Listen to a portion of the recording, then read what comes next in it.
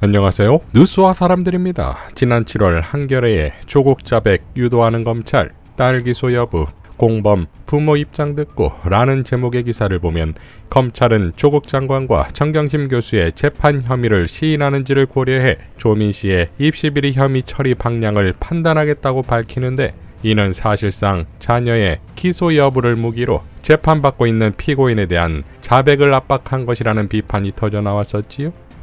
당시 박지훈 대표는 자식을 볼모로 잡아 부모에게 혐의를 인정하고 자백을 하라는 것이다. 그런데 조국 전 장관 본인은 겨우 1심이 끝났을 뿐 항소심은 이제 시작 단계다.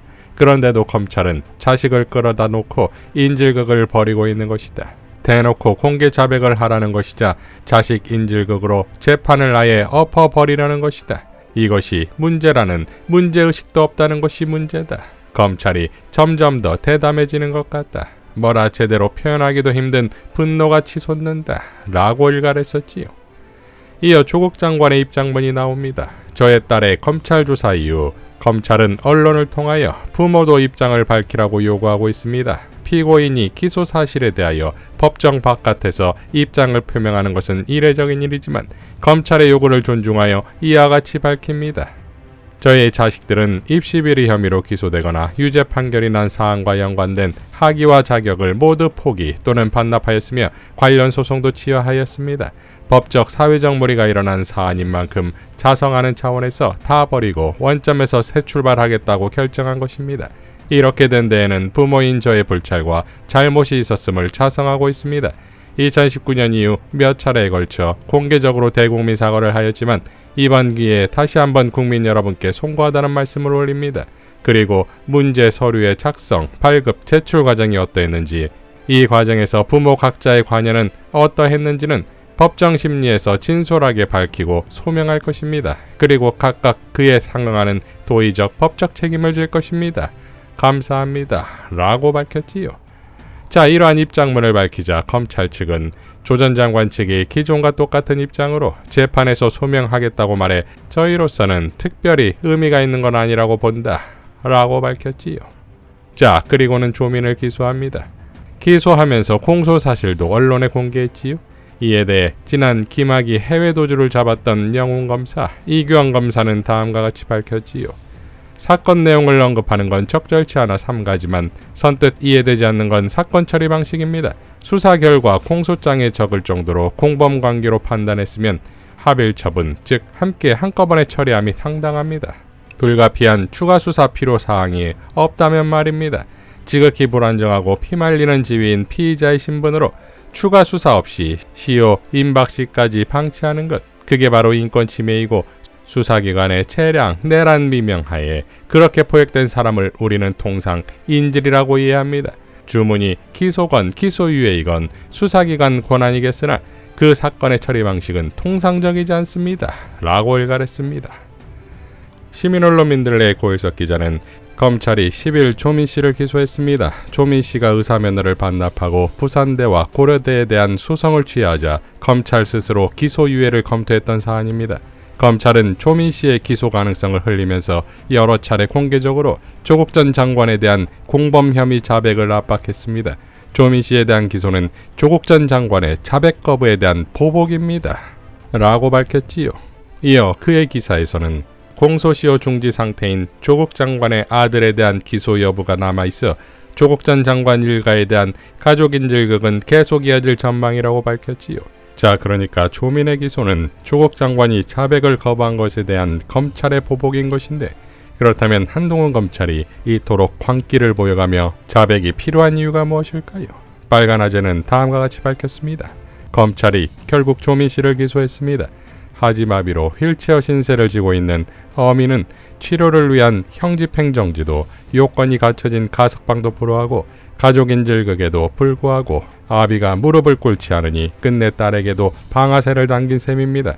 전례를 찾아보기 힘든 일입니다. 조민 씨는 입학 취소 처분 취소 소송을 취하고 의사면허도 자진 반납함으로써 10여 년의 인생을 리셋했습니다. 조국 전 장관은 지난달 부모인 저희의 불찰과 잘못이 있었음을 자성하고 있다며 국민을 향해 거듭거듭 사과했습니다. 하지만 정작 검찰이 요구하는 유죄 자백을 하지 않으니 무릎을 꺾어서라도 바닥에 굴리겠다는 것입니다. 수사와 기소가 정당했음을 완결성 있게 인정받기 위해서는 자백이 필요할 겁니다. 판결만으로는 그 많은 재심 사건은 설명되지 않습니다. 훗날 검찰이 증거를 조작했음이, 최성해가 위증을 했음이, 그 밖에 또 다른 진실이 드러난다면 이 사건은 재평가를 받게 될 겁니다. 이미 법정에서 일부 진술과 물증 등 검찰의 증거 왜곡이 명백히 확인됐음에도 법원과 언론은 애써 모른 채 하고 있습니다. 야만적 광풍은 여전합니다. 만 4년을 이어온 가족 인질극은 아직 끝난 것이 아닙니다. 아들 목에는 여전히 올가미가 씌워져 있습니다. 그 상태에서 아들 관련 혐의가 포함된 조 전 장관의 항소심은 이번 달 본격적으로 시작됩니다. 4년 전 어제 조국 민정수석이 법무부 장관 후보로 지명된 날입니다. 라고 밝혔습니다. 자, 그러니까 한동훈 검찰의 조민 기소의 진짜 이유는 결국 본인들의 목숨줄이지요.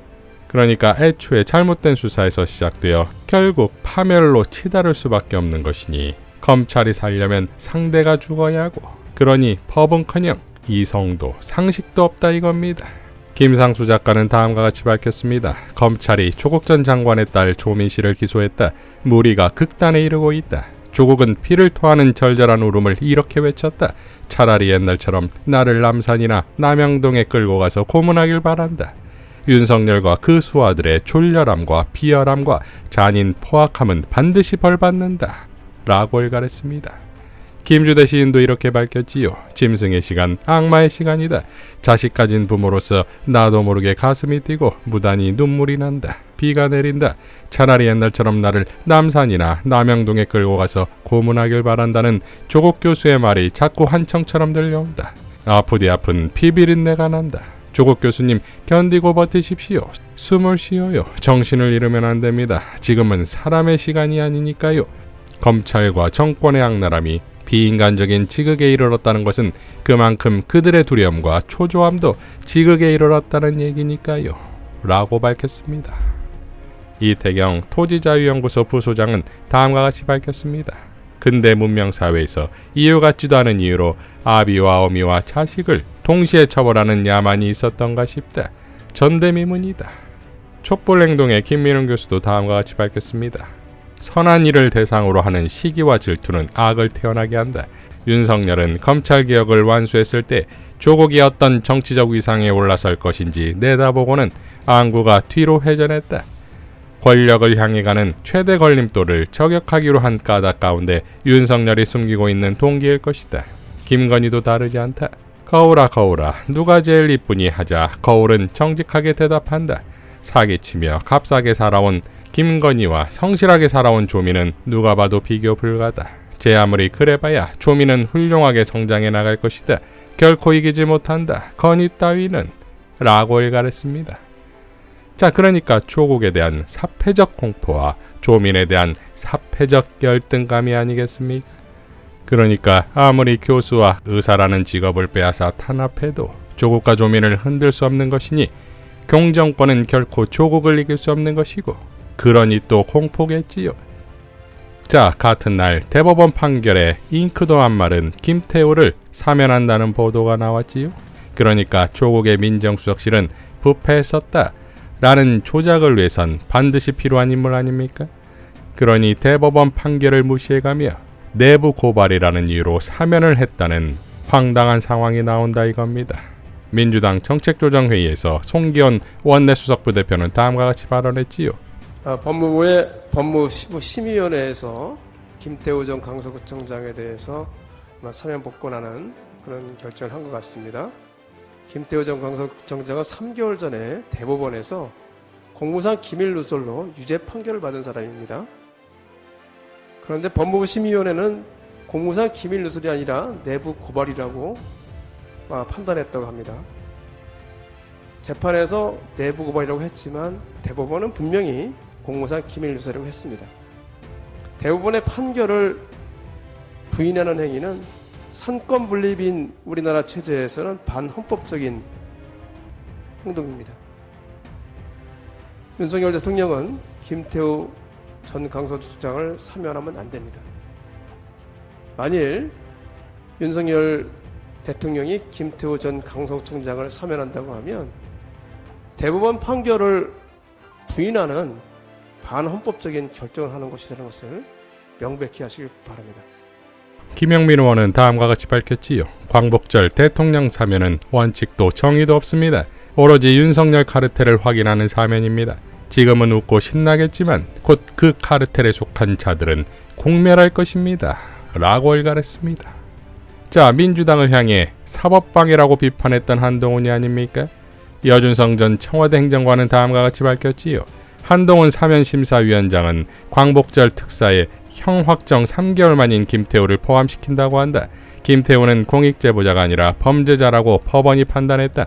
그럼에도 검찰 출신들이 대거 포함된 사면심사위는 공익제보자라고 우긴다. 한동훈 장관은 사면은 헌법과 법률에 규정된 절차이자 대통령의 정치적 결단이라고 했다. 아니다. 말이 길다. 이거야말로 사법방해다. 국민은 하나하나 다 기록하고 기억할 것이다. 라고 일갈했습니다. 자, 이런 김태우의 사면과 조민의 기소에는 당연 한동훈의 법무부와 한동훈의 검찰이 있는 것인데 본인은 사면의 결단은 대통령의 뜻이라곤 하나 사면심사위원장이 본인 아닙니까? 그러니까 이런 독박들이 모두 한동훈에게로 가는 것을 보고도 그가 경의 2인자라고 생각할까요? 여기에 검찰의 정기 인사가 예정되어 있습니다. 지난 이성윤 전 중앙지검장은 현재 검찰의 통제력을 한동훈 체제 이후 단 한 번도 실시되지 않은 정기검찰 인사 때문이라고 했었지요. 목숨보다 중요한 것이 검사 인사이므로 침묵하는 것이라 했었지요. 이제 곧 정기 인사가 예정되었으니 지켜보겠습니다. 이상 뉴스와 사람들이었습니다. 시청해 주셔서 감사드립니다.